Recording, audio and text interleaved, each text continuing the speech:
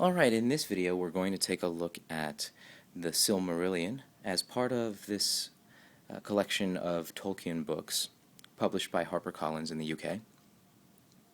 This is the 30th anniversary edition of the Silmarillion. It was the fourth of these editions to be published, even though historically it was the third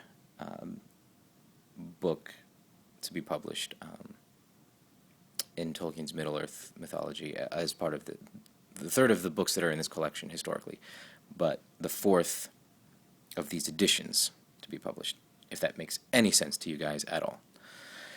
The Silmarillion was, this edition of the Silmarillion was extremely difficult to find. My original, a little insight into my search for these books, my original intent was to actually piecemeal this collection, because I didn't really want to go into spending all the money. I was able to find The Hobbit for a little less than $100. The Lord of the Rings I found for just over $100.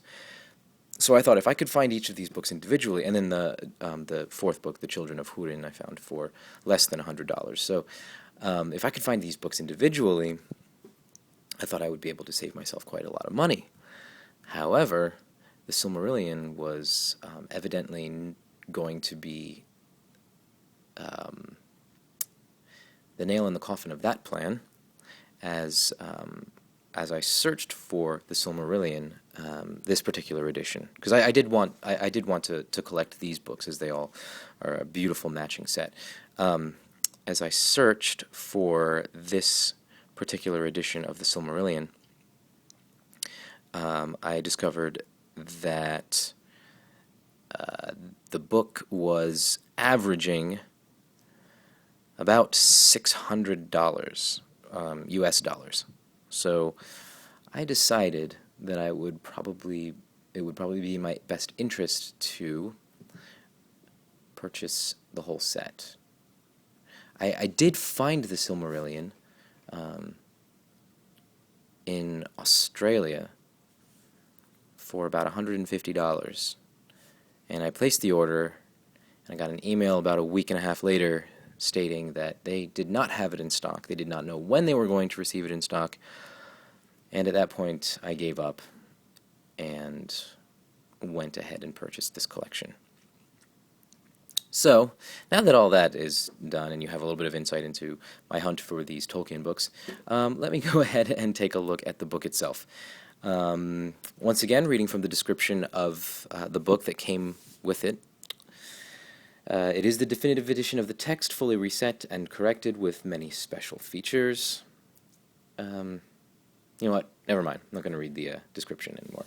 I will just go ahead and look at the book. Again, the same beautiful type of slipcase that the other editions are found in, the other books of this edition are found in. Now on the cover of this slipcase is Tolkien's own rendition of the heraldic symbol of Luthien Tinuviel. Now, I could be mistaken, but I believe this is the first time that his emblem has appeared. Other artists have done their own renditions of Luthien's heraldic symbol. However, this, I believe, is the first time that his particular rendition has appeared.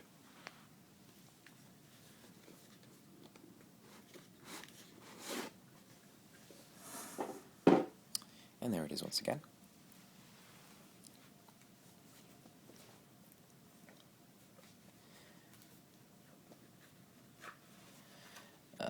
As a frontispiece in the book is Tolkien's painting of the Halls of Manwë, Taniquetil. That's quite a beautiful painting. And I believe this is the first time that this painting has appeared within the Silmarillion. And on the back of the frontispiece page is Luthien's heraldic symbol in color.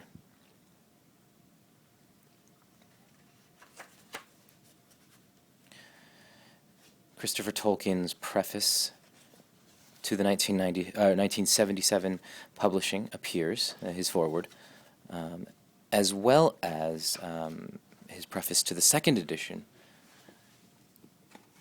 that was published in 1999. Additionally, in this edition,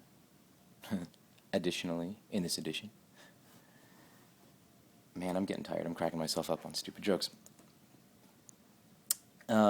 Is a letter written by J.R.R. Tolkien to a man named Milton Waldman. He wrote this letter in 1951, so it was before all of The Lord of the Rings was even completely published. And he was writing this letter to Milton Waldman. I haven't read it yet, but evidently it is a description of his mythology of Middle-earth. And he goes into a little bit of detail about the thoughts behind his mythology. I haven't, like I said, I haven't quite read it yet. I've kind of perused it slightly, and it's quite fascinating. I do intend to read this this letter.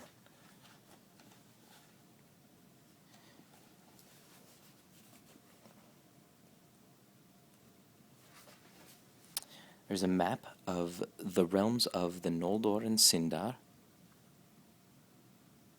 in red and black, which leads me to believe that it was drawn by Christopher Tolkien. Although, again, please don't quote me on that, as I could very well be mistaken. And in the back, as a fold-out map,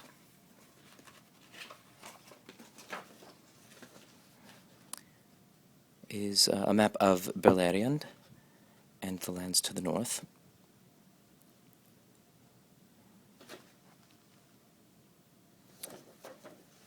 Once again, printed on the same high-quality paper that the rest of the books in the collection are printed on.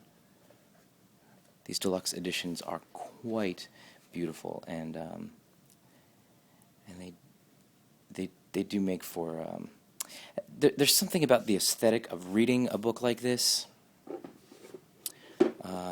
If I may get on a little bit of a personal tangent, like I did at the beginning of the video. Books like this, I just invoke so many different sensations as you read them. The smells, the feeling of the paper. I've read The Lord of the Rings, The Hobbit, The Silmarillion. I've read them multiple times in different paperback editions, and there's nothing quite like reading a beautiful hardback edition like this. Sorry. So, if you can, I would highly recommend picking up, if you're into reading these books at all, I would highly recommend picking up nice collector's editions to read from. I am not a book collector. I suppose that if I were, I would have left the collection in the plastic, but I did not. I am an avid reader, so I opened them, and I do intend to read them. So there it is, the Silmarillion, as part of this collection of Tolkien books. Stay tuned, as I will be taking a look at the fourth and final book in this collection, The Children of Húrin. Thanks for watching.